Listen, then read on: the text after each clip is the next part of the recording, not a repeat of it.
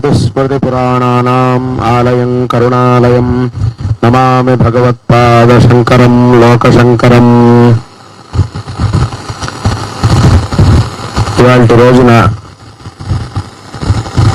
ఎంతో ఇతిహాసం కలిగిన ఈ తిమ్మసముద్రం గ్రామానికి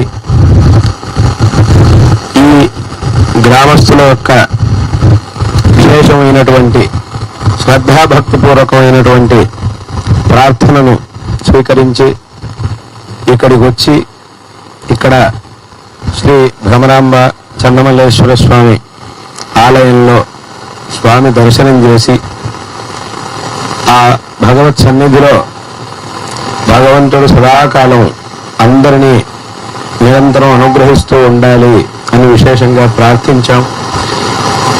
ఈ గ్రామానికి రావడం అనేది చాలా సంతోషకరమైనటువంటి విషయం. ఎందుకు అనంటే ఇవాళ రోజున చదువుల నిమిత్తం ఉద్యోగాల నిమిత్తం అందరూ కూడా ఎక్కడెక్కడికో వెళుతూ ఉంటారు. ఊళ్ళు మారి, జిల్లాలు మారి, రాష్ట్రాలు మారి, దేశాలు కూడా మారి ఎక్కడెక్కడికో వెళుతూ ఉంటారు. అలా వెళుతూ వెళుతూ వెళుతూ వెళుతూ ఉన్నా కూడా మన మూలాన్ని మనం ఎప్పుడు కూడా మర్చిపోకూడదు. ఇది చాలా ముఖ్యమైనటువంటి విషయం. ఎంత దూరం వెళ్ళినా కూడా ఒకసారి మళ్ళీ మనం వెనక్కి తిరిగి మన యొక్క ఆ ఇతిహాసాన్ని అలా తవ్వుకుంటూ వెళితే ఇలాంటి గ్రామాల్లోనే మనం బయటకు వస్తాం. మళ్ళీ అలా తవ్వుకుంటూ వెళ్ళినప్పుడు మనం వచ్చేది ఈ గ్రామాలకి. కానీ ఎంతో మంది ఇలా వెళ్ళిపోయి ఎక్కడెక్కడికో వెళ్ళిపోయి ఆ మూలాన్ని మర్చిపోవడం వల్ల ఇవాళ రోజున ఎన్నో గ్రామాల్లో ఒక కాలంలో ఉన్నటువంటి ఒక విశేషమైనటువంటి వైభవాన్ని ఇప్పుడు చూడడం కుదరట్లేదు ఎన్నో గ్రామాల్లో.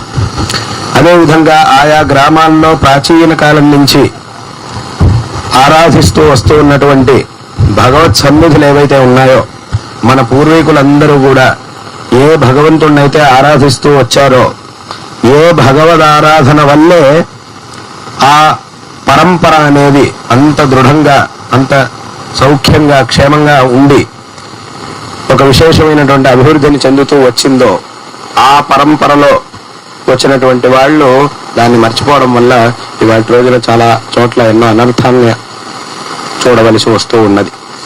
కాబట్టి చదువుల నిమిత్తంగానో అథవా వేరే వేరే పనుల నిమిత్తంగా ఎక్కడికి వెళ్ళినా కూడా మన యొక్క స్వస్థానాన్ని మనం ఎప్పుడు కూడా మర్చిపోకూడదు అనేటటువంటి విషయాన్ని ప్రతి ఒక్కరూ కూడా జ్ఞాపకం పెట్టుకోవాలి, గుర్తుపెట్టుకోవాలి అందరూ కూడా.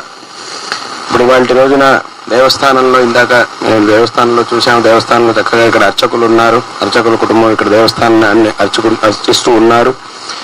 కానీ ఇక్కడ ఈ గ్రామంలో అటువంటి మంచి వాతావరణం ఉన్నది. కానీ ఇంకా ఎన్నో చోట్ల గ్రామాల్లో చూస్తే అక్కడ దేవస్థానాల్లో పూజలే ఆగిపోయి ఉంటాయి. అంటే ఇందాక చెప్పినట్టుగా పరంపరగా ఏ భగవంతుడినైతే ఆరాధిస్తూ రావడం వల్ల ఇవాళ రోజున ఆ కుటుంబాలు, ఆ పరివారాలన్నీ కూడా చక్కటి స్థితిలో ఉన్నాయో, అటువంటి దేవుణ్ణి మర్చిపోవడం అనేది చాలా చోట్ల మనం చూస్తూ ఉంటాం. అయితే ఈ ఊళ్ళో మాత్రం, ఇలాంటి కొన్ని ఊళ్ళల్లో మాత్రం ఇవాళ కూడా చక్కగా ఆ శ్రద్ధగా భగవద్ ఆరాధనని చేసుకుంటూ రావడం, ఎంతో మంది ఇక్కడ ఉండడం అనేది చాలా సంతోషకరమైనటువంటి విషయం. కాబట్టి మనందరికీ కూడా మూలమైనటువంటి ఇటువంటి గ్రామాల్లో విశేషంగా మన యొక్క సంబంధాన్ని నిరంతరం మనం కలిగి ఉండాలి. ఎప్పుడు కూడా మనకి ఎక్కడున్నా కూడా మన ఊళ్ళో జరిగేటటువంటి కార్యక్రమాలు కానీ అథవా దేవుడి యొక్క ఉత్సవాలు కానీ ఇలాంటివి ఏమన్నా జరుగుతూ ఉన్నప్పుడు తప్పకుండా మనం ఎక్కడున్నా కూడా అక్కడికి ఒకసారి రావాలి. ఆ ఒక సంబంధాన్ని మనం పెట్టుకోవాలి, ఇక్కడ మనం ఉండాలి. ఎందుకంటే ఇవాళ రోజున చాలా చోట్ల పెద్ద పెద్ద ఊళ్ళల్లో ఉండే వాళ్ళందరూ కూడా ఆ ఊళ్ళకి దండాలు పెడుతున్నారు. ఇంకా చాలు, ఈ ఊళ్ళో చాలు, ఇంక ఈ ఊళ్ళో ఉన్నది చాలు, దీనికంటే మా ఊరికి వెళ్తే ఎంతో సుఖంగా ఉండగలుగుతాము. ఇక్కడున్న కొన్ని సౌకర్యాలు అక్కడ ఉండకపోవచ్చు, కానీ ఇక్కడికంటే కూడా అక్కడ ఎంతో హాయిగా ఉండగలుగుతాము అని చెప్పి ఆ పెద్ద పెద్ద ఊళ్ళకే దండాలు పెట్టేసి మళ్ళీ వెనక్కి వచ్చిన వాళ్ళని కూడా చాలా మందిని చూస్తూ ఉన్నాం. కాబట్టి ఆ పరంపర అనేది ఏదైతే ఉందో దాన్ని మనందరం కూడా చక్కగా కాపాడుకోవాలి. మన యొక్క స్థానం, దాన్ని ఎప్పుడు కూడా మర్చిపోకూడదు. ఏ స్థానం మనది, మన స్థానాన్ని, మన మూలాన్ని, మన పరంపరని ఎప్పుడు కూడా మనం మర్చిపోకూడదు. దాన్ని గనక మర్చిపోయాము అని అంటే, దానితో గనక మనం సంబంధం తెంచేసుకున్నాము అని అంటే ఇంకా ఆ జీవితానికి అర్థం అనేది ఉండదు. ఒట్టి లౌకికమైనటువంటి ప్రపంచంలోనే మునిగిపోతే దానివల్ల ఈ జీవితానికి ఏమీ పరమార్థం ఉండదు. అవుతుంది లౌకికమైన జీవితంలో ఉంటాం, జీవితం గడుపుతూ ఉంటాం, దాంట్లో ముందుకెళ్తూ ఉంటాం.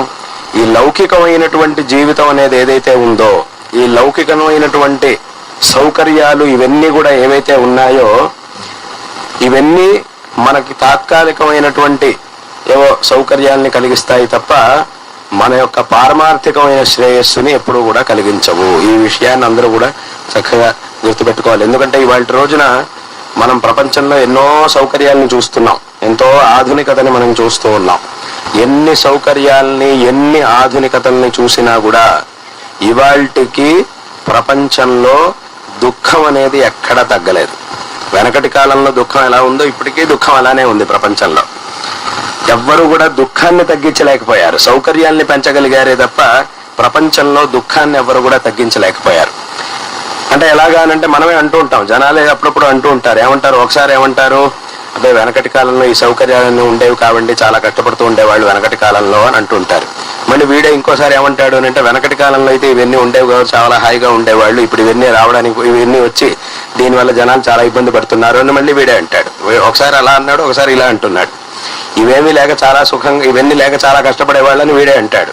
మళ్ళీ ఇవన్నీ రావడం వల్ల ఇంత కష్టపడుతున్నాయి, ఇవన్నీ లేవు కాబట్టి అప్పుడు చాలా సుఖంగా ఉండేవాళ్ళు అంటున్నాడు. అంటే ఈ ప్రపంచంలో సుఖము దుఃఖము రెండూ కూడా ఉండనే ఉంటాయి. అందులోనూ దుఃఖం అనేది ఎక్కువ ఉంటుంది, సుఖం అనేది అప్పుడప్పుడు అక్కడక్కడ ఉంటూ ఉంటుంది. దుఃఖం అనేది అప్పుడు ఉంది, ఇప్పుడు ఉంది. ఎందుకుంది అని అంటే, మనం సౌకర్యాన్ని పెంచగలిగామే తప్ప దుఃఖం యొక్క మూలాన్ని నాశనం చేయలేకపోతున్నాం. ఆ మూలం అనేది అలానే ఉంది కాబట్టి ఇవాటి కూడా దుఃఖం అనేది ప్రపంచంలో ఉండనే ఉన్నది. సౌకర్యాలు పెంచినంత మాత్రాన దుఃఖం యొక్క మూలాన్ని ఛేదించినట్టు కాలేదు. కానీ అదేవిధంగా ఇదివరకు కూడా సుఖంగా ఉండేటటువంటి వాళ్ళు చాలా మంది ఉండేవారు, ఇప్పుడు సుఖంగా ఉన్నవాళ్ళు ఇప్పటికీ ఉన్నారు.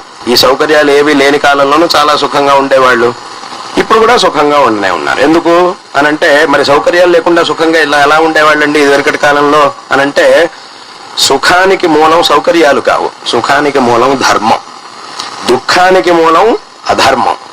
కాబట్టి ఈ ధర్మాధర్మాలు ఉన్నంత వరకు సుఖ దుఃఖాలు ఉండనే ఉంటాయి. అంటే సుఖం కావలసినటువంటి వాడు ధర్మాన్ని ఆచరించాలి, అది ఎక్కడైనా సరే. ధర్మాన్ని ఆచరించినప్పుడు ఆ సుఖం అనేది మనకి లభిస్తుంది, సుఖము శ్రేయస్సు మనకి లభిస్తుంది. అధర్మం అనేది ఉన్నంత వరకు ఎన్ని సౌకర్యాల మధ్యలో మనం ఉన్నా కూడా ఆ దుఃఖం అనేది ఏదో ఒక రకంగా మనకు రానే వస్తుంది. కాబట్టి ఈ ధర్మాధర్మం, అందుకే చాలా మంది అడుగుతుంటారు, ఇప్పుడంతా మనం ఇంత ఆధునిక కాలంలో ఉన్నాం కదా, ఇంకా మీరు ధర్మం అధర్మం పుణ్యం పాపం ఏమిటి మాటలు మాట్లాడతారు, ఇవన్నీ పాతకాలపు మాటలు కదా అంటారు. ఇవి పాతకాలపు మాటలు కావు, ఇవి ఎప్పటికీ కూడా సత్యమైనటువంటి విషయాలు. ఇప్పుడు కాదు, ఇంకో 100 సంవత్సరాల తర్వాత ఇప్పుడున్న ఆధునికత కంటే ఇంకా 1000 రెట్లు ఆధునికత పెరిగినా కూడా ధర్మం ధర్మమే, అధర్మం అధర్మమే, అది మాత్రం ఎప్పటికీ కూడా మారదు అనేటటువంటి విషయాన్ని మనం చక్కగా తెలుసుకోవాలి. కాబట్టి ఎన్ని సౌకర్యాలున్నా ఏమున్నా కూడా ప్రపంచంలో ఎన్ని మార్పులు వచ్చినా ఏమొచ్చినా కూడా మన పరంపరని మాత్రం మనం ఎప్పుడు కూడా మర్చిపోకూడదు. ఎందుకు అనంటే, మనకి విశేషమైనటువంటి శ్రేయస్సుని ప్రసాదించేదంటే, మనం ఉన్నటువంటి దుఃఖమయమైనటువంటి సంసారంలోంచి మనల్ని సుఖం వైపుకి నడిపించేది ఏది అనంటే ఈ సౌకర్యాలు ఇవేవి కావు, ప్రపంచంలో ఉండే ఆధునికతలు సౌకర్యాలు కావు. మరి ఏది అనంటే మనం చేసినటువంటి ధర్మం, మనం చేసినటువంటి మంచి పనులు, మనం చేసినటువంటి భగవద్ ఆరాధన, మనం చేసినటువంటి సత్కార్యాలు, ఇవి మన దగ్గర ఉన్నంత వరకు మనం చక్కగా ఉంటాం, సుఖంగా ఉండగలుగుతాం. సుఖంగా ఉండడం, బాగా సుఖంగా ఉండడం అంటే దాని అర్థం ఏమిటి? ఇందాక మాట్లాడుతూ ఒక మాట అన్నారు, ఆయన చక్కగా ఎన్నో దానాలు చేసినటువంటి ఒక ఆయన గురించి, మహాత్ముడి గురించి ఆయన ఇందాక మాట్లాడుతూ ఉల్లేఖించారు. అది నిజంగా సుఖంగా, మంచి జీవితం అంటే అటువంటిది. మంచి జీవితం అని అంటే అటువంటిది అంటే ఏమిటి? ఓ నలుగురికి మంచి చేసేటటువంటి స్థితిలో ఉండడం, ఓ నలుగురికి మంచి మార్గాన్ని చూపించేటటువంటి స్థితిలో ఉండడం, నలుగురి చేత గౌరవింపబడేటటువంటి స్థానంలో ఉండడం, అది అసలైనటువంటి మంచి జీవితం అని అంటే. అది ఊరికే మంచి జీవితం గొప్ప జీవితం అని అంటే ఏమిటి? ఊరికే చుట్టూరా డబ్బులు కట్టలు వేసుకొని దాని మధ్యలో తేలుతూ ఉండడం కాదు. తేలడం అనేది అది కాదు అసలైనటువంటి జీవితం. అదే ఏదో పెద్ద అది అంటే అది కూడా ఉండొచ్చు, కానీ ఇది ఉంటేనే అది. ఇటువంటి స్వభావం, మంచి ధర్మం అనేది మన దగ్గర ఉంటే అప్పుడు అది కూడా బాగానే ఉంటుంది, అది వేరే విషయం. కానీ దానికి అన్నిటికంటే కూడా ప్రధానమైనటువంటిది ఏది అని అంటే మనం నలుగురికి మంచి మార్గాన్ని చూపించడం, సాధ్యమైనంత ఇంకొకరు ఉపకారం చేస్తూ అందరి యొక్క గౌరవ ఆదరాలకి పాత్రులుగా ఉండడం అనేది నిజమైనటువంటి ఉత్కృష్టమైనటువంటి జీవితం. అందుకే శంకరులు ఒక మాట అంటారు, కిం జీవితం అనవద్యం అంటారు. అసలైనటువంటి జీవితం ఏమిటి అని అంటే అనవద్యం. అనవద్యం అంటే ఏమిటి? ఎక్కడా కూడా ఒక నిందనీయమైనటువంటి విషయం లేకుండా బతకడం. మన మీద ఎక్కడ కూడా ఒక నింద్యమైనటువంటి ఒక విషయం అనేది మన మీద లేకుండా ఉండేట్టుగా జీవించడం, అదే అసలైనటువంటి జీవితం అని శంకరాచార్యుల వారు అంటారు. కాబట్టి ఈ విధంగా అటువంటి ఆ పరంపర, ఈ మార్గాన్నే మన ధర్మం మనకి చూపిస్తూ ఉన్నది. అందుకే ఈ ప్రపంచంలో వేరే ఏది ఎక్కడా కూడా మన ధర్మం మనకి చూపిస్తూ ఉన్నన్ని గొప్ప విషయాల్ని ఇంకెక్కడా కూడా మనం చూడలేం. అన్ని గొప్ప విషయాల్ని మన ధర్మం మనకి చూపిస్తూ ఉన్నది. కాబట్టి ఆ పరమాత్మను ఆరాధించడం, పరోపకారం చేయడం, ఈ రెండే ముఖ్యంగా మన ధర్మం మనకి చెబుతుంది. మన ధర్మం మనకి ఏం చెప్తోంది? భగవంతుడిని ఆరాధించు, పరోపకారం చెయ్యి అని ఈ రెండు విషయాల్ని ప్రధానంగా ఉపదేశిస్తూ ఉన్నది. ఇంకా ఎన్ని విషయాలు చెప్పినా కూడా అవన్నీ కూడా ఈ రెండిట్లో ఏదో ఒకదానికి సంబంధించినటువంటి విషయాలే అయి ఉంటాయి. కాబట్టి ఈ రెండు విషయాల్ని మన ధర్మం చెప్తూ ఉన్నది. ఆ భగవద్ ఆరాధన చేయడం, ఆ పరోపకారం చేయడం అనేది ఇది చాలా ముఖ్యం. కాబట్టి అటువంటి గొప్ప విషయాల్ని మన ధర్మం మనకి తెలియజేస్తూ ఉన్నది. కాబట్టి ఇటువంటి గొప్ప పరంపరలో జన్మించడం అనేది అందరూ కూడా చేసుకున్నటువంటి ఎంతో పుణ్యం. కాబట్టి దీన్ని అందరూ కూడా చక్కగా తెలుసుకొని ఈ పరంపర యొక్క గొప్పతనాన్ని అందరూ కూడా చక్కగా తెలుసుకోవడమే కాకుండా పిల్లలకు కూడా చక్కగా ఇటువంటి సంస్కారాన్ని ఇవ్వడం అనేది చాలా ముఖ్యమైనటువంటి విషయం. చిన్న వయసు నుంచి పిల్లలకి అంటే వాళ్ళ యొక్క బుద్ధి వికాసం అనేది ఎప్పటి నుంచి అయితే ప్రారంభం అవుతుందో అప్పటి నుంచే ఈ ధర్మ మార్గాన్ని, ఈ సంస్కారాన్ని పిల్లలకి నేర్పించాలి. అలా నేర్పించినప్పుడు మాత్రమే వాళ్ళు జీవితంలో గొప్ప స్థితిని పొందుతారు. అందరూ కూడా కోరుకునేది ఏమిటంటే మా పిల్లలు చక్కగా పైకి రావాలి, ప్రయోజకులు అవ్వాలి, గొప్పవాళ్ళు అవ్వాలి అని అందరూ కూడా కోరుకునేది. ఆ గొప్పవాళ్ళు అవ్వాలి అని అంటే చాలా మంది ఏమనుకుంటుంటారు, మా పిల్లలు బాగా గొప్పవాళ్ళు అవ్వాలంటే మంచి స్కూల్కి పంపించాలి, మంచి కాలేజీకి పంపించాలి, మంచి యూనివర్సిటీకి పంపిస్తే చాలు, తర్వాత ఇక్కడి నుంచి అక్కడికి ఫారెన్కి పంపించేసి అక్కడ పెద్ద పెద్ద చదువులు చదివిచ్చేస్తే చాలు, తర్వాత అక్కడ ఉద్యోగం సంపాదించి బాగా డబ్బులు సంపాదిస్తే చాలు, ఇలా చేస్తే చాలు చాలు అని వీళ్ళు అనుకుంటూ ఉంటారు. వీళ్ళు ఇలా చాలు చాలు అనుకుంటుంటే వాడు కూడా చాలు చాలు అని అనుకుంటాడు. ఏమనుకుంటాడు అని అంటే మళ్ళీ అమ్మ నాన్నల మొహం చూడాల్సిన పని లేదు, ఇక్కడి నుంచి 4 డబ్బులు విసిరేస్తే చాలు, వాళ్ళు పోయారనుకోండి ఏదో ఒక రోజు, పోయారా సర్లేండి అని చెప్పి ఇక్కడి నుంచి డబ్బులు పంపించేస్తా, చేయించాల్సిందంతా చేయించేసి నాకు వీలు ఉన్నప్పుడు నేను వస్తే చాలు, ఇలా ఉంటే చాలు, ఇంతకంటే అక్కర్లేదులే అని వాళ్ళు చాలు చాలు, మీరు ఇలా చాలు చాలు అంటే వాళ్ళు కూడా అలాగే చాలు, ఇంత చేస్తే చాలు, అంత చేస్తే చాలు అని పెద్దానికి లెక్కలేస్తూ ఉంటారు. తల్లిదండ్రుల విషయంలోనూ కూడా లెక్కలేస్తూ ఉంటారు. కాబట్టి అది కాదు కావాల్సింది. ఇవన్నీ ఉండొచ్చు, బయట లౌకికమైనటువంటి చదువులు, వీటన్నిటితో పాటు సంస్కారం, ధార్మికమైనటువంటి సంస్కారాన్ని ఎంత ఇస్తే అంత జీవితంలో వాళ్ళు ఎదుగుతారు. ఇక్కడే చాలా మంది తప్పు చేసేది ఏమిటి అని అంటే లౌకికమైనటువంటి ప్రపంచంలో ఎదగాలంటే ఏదో లౌకికమైనటువంటి పనులని, లౌకికమైన విషయాల్ని మాత్రం తెలుసుకుంటే చాలు, ఈ ధర్మానికి దానికి సంబంధం లేదు కాబట్టి ఇది అవసరం లేదు అని అనుకోవడంలోనే చాలా మంది తప్పు చేస్తూ ఉంటారు. ఇక్కడ మనం నిజంగా తెలుసుకోవాల్సినటువంటి విషయం ఏమిటంటే లౌకికమైన జీవితంలో మనం ఎదగాలంటే కూడా ముఖ్యంగా కావాల్సింది ధార్మికమైన సంస్కారమే. ధార్మిక సంస్కారం ఎంత బలంగా ఉంటే లౌకికంగా కూడా మనం అంత ఎత్తుకు ఎదగలుగుతాం. ఇదే ఇక్కడ ఉండేటటువంటి రహస్యం. చాలా మంది ఏమనుకుంటుంటారంటే ఈ ధార్మికతకి లౌకికతకి సంబంధం లేదు, లౌకికంగా ఎదగాలంటే ఏదో ఇందాక చెప్పినట్టుగా పెద్ద పెద్ద చదువులు చదివేసేస్తే చాలు గొప్పవాళ్ళు అయిపోతారు అని అనుకుంటారు. కానీ పెద్ద పెద్ద చదువులు చదవండి, అది వేరే విషయం. కానీ దాంతోపాటు ధార్మిక సంస్కారం ఉంటేనే, ఈ రెండు కలిస్తేనే ఎవరైనా ఒక మనిషి ఎత్తుకు ఎదగలుగుతాడు. కాబట్టి ఈ భ్రమ నుంచి బయటికి రావాలి. ఏమిటి, మనం లౌకికంగా ఎదగాలంటే లౌకికంగా మాత్రం చూసుకుంటే చాలు, ధార్మికత ఇప్పుడు అవసరం లేదు అనేటటువంటి భ్రమ నుంచి అందరూ బయటికి రావాలి, విషయాన్ని తెలుసుకోవాలి. ఎందుకు అనంటే ఇది ఉంటేనే ఈ ధార్మిక సంస్కారం అనేది ఎంత బలంగా ఉంటుందో లౌకికంగా కూడా మనం అంత ఎత్తుకు ఎదగలుగుతాం. కాబట్టి చిన్నపిల్లలు నిజంగా మన పిల్లల యొక్క అభివృద్ధిని మనం కోరుకుంటే మొట్టమొదట వాళ్ళకి నేర్పించాల్సింది ధార్మికమైనటువంటి సంస్కారం. మన సనాతన హిందూ ధర్మం మనకి ఏ సంస్కారాలను అయితే నేర్పుతోందో దాన్ని చక్కగా పిల్లలకి నేర్పించినప్పుడు విద్యలు అవన్నీ కావాలన్నా అవన్నీ చెయ్యొచ్చు. అంటే ఈ సంస్కారం అనేది కనుక ఉంటే లౌకిక ప్రపంచంలో పిల్లలు ఎంత దూరం వెళ్ళినా కూడా ఈ సంస్కారం వెనక అలాగే ఉంది కాబట్టి అది వాళ్ళని దారి తప్పనియదు, సరైనటువంటి మార్గంలోనే వెళ్ళేలా చేస్తుంది. ఇది ఇవ్వకుండా కనుక వాళ్ళు ఒకసారి లౌకికం వైపు వెళ్ళిపోయారు అని అంటే మళ్ళీ వాళ్ళకి ఇది ఇవ్వడం అనేది అసాధ్యం, దీన్ని ఇవ్వలేరు. కాబట్టి ఈ సంస్కారంతో పాటు దాన్ని ఇస్తే అప్పుడు ఏముందనంటే ఎంత వాళ్ళు లౌకికంగా ఎదిగినా, ఎక్కడికి వెళ్ళినా, ఏ మూలకి వెళ్ళినా కూడా ఇది వాళ్ళని అలాగే పట్టుకొని ఆపుతుంది, అదుపులో పెడుతుంది. ఈ ధార్మిక సంస్కారం అనేది పిల్లల్ని అదుపులో పెడుతుంది. అప్పుడు వాళ్ళు ఎక్కడికి వెళ్ళినా కూడా మీరు చింతించాల్సినటువంటి అవసరం ఉండదు. కానీ ఇది ఇవ్వకపోతే గనక తర్వాత ఒకసారి ఆ పూర్తిగా లౌకికం వెళ్ళిపోయారంటే మళ్ళీ వాళ్ళని దీంట్లోకి తీసుకురావడం అనేది అది ప్రాయ అసాధ్యం. ఎవరో ఒకళ్ళకి 10 కోట్లో ఒకళ్ళకో ఇద్దరికో అలా కావాలంటే జరగచ్చు 1 కోటి మందిలో, అంతే తప్ప. కాబట్టి ఈ ధార్మిక సంస్కారం అనేది అందరికీ కూడా ఇవ్వడం అనేది చాలా ముఖ్యమైనటువంటి విషయం. కాబట్టి ఇటువంటి ఈ పరంపర అనేది ఏదైతే ఉందో దీన్ని చక్కగా అందరూ కూడా గౌరవించి ఈ పరంపరను చక్కగా ఆచరించుకోవాలి. ఎలాగైతే మన వెనకటి వాళ్ళందరూ కూడా ఎంతో శ్రద్ధగా ఈ పరంపరని ఆచరిస్తూ వచ్చారో అదే విధంగా మనం కూడా చక్కగా ఆ మార్గంలో వెళ్ళి లౌకికంగా ఏదో మనం ఇంకా ఏదో అభివృద్ధి పొందుండొచ్చు, ఏదో వెనకటి వాళ్ళకంటే కూడా మనకు దగ్గర ఇంకా ఎక్కువ సంపాదిస్తూ ఉండొచ్చు, వాళ్ళు ఏదో కొంత సంపాదించుంటే దానికంటే మనం ఎంతో సంపాదించి ఉండొచ్చు, అది వేరే విషయం.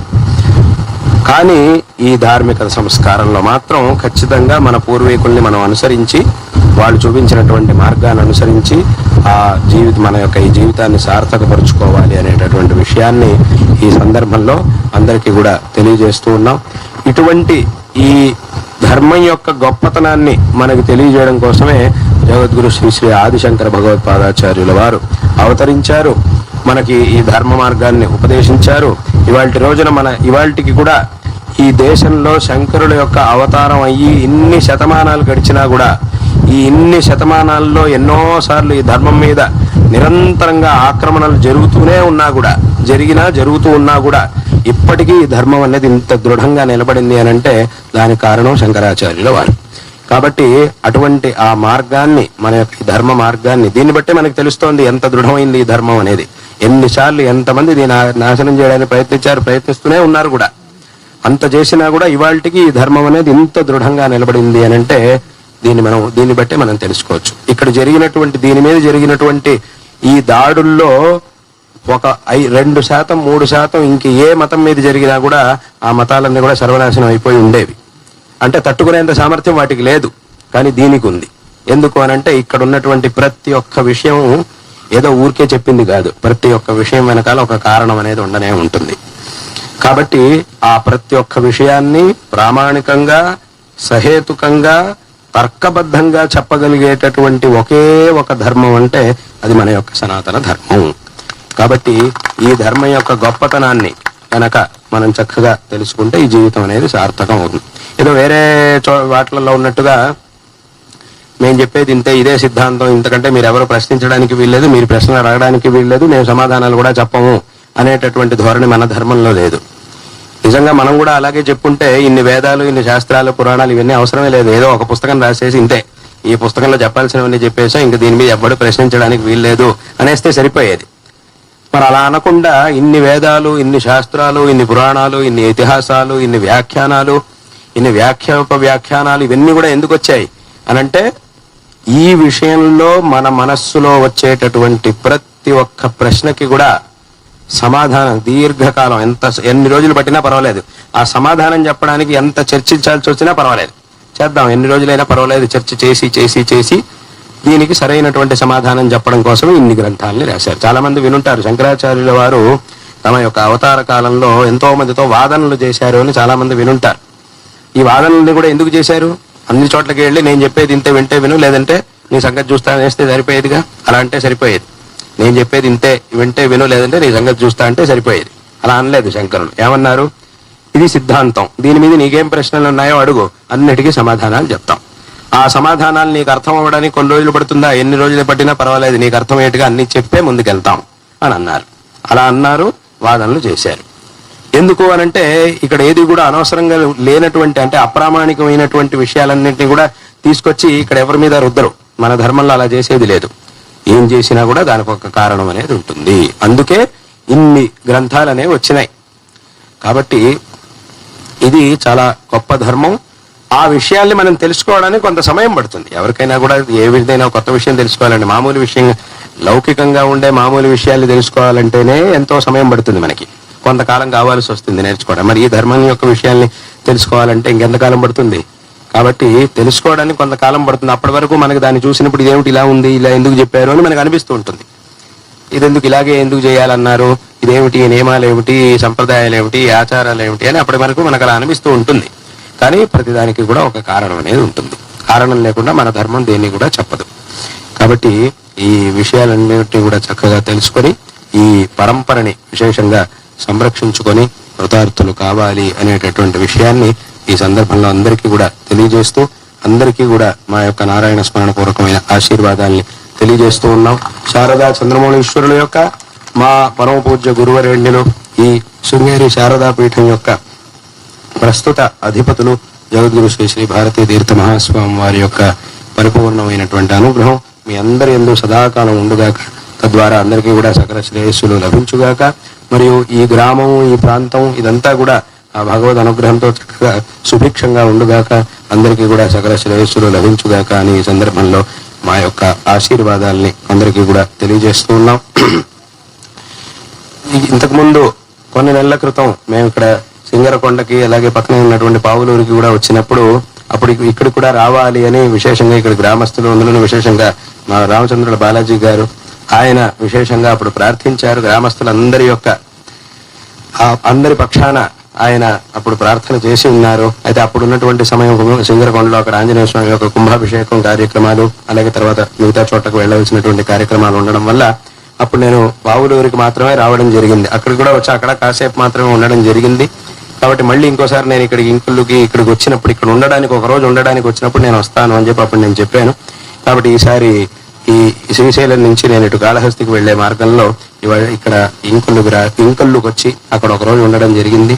ఈ సందర్భంలో ఇక్కడికి మళ్ళీ అడిగినప్పుడు ఇక్కడికి వస్తానని చెప్పాను. తదనుసారంగా కొంతసేపు అయినా ఇక్కడికి వచ్చేళ్ళాలి అనేటటువంటి ఆలోచనతో ఇవాళ రోజున ఇక్కడికి రావడం జరిగింది. కాబట్టి ఈ సందర్భంలో అందరికీ కూడా మరొక ఆశీర్వాదాలను తెలియజేస్తూ ఉన్నాం.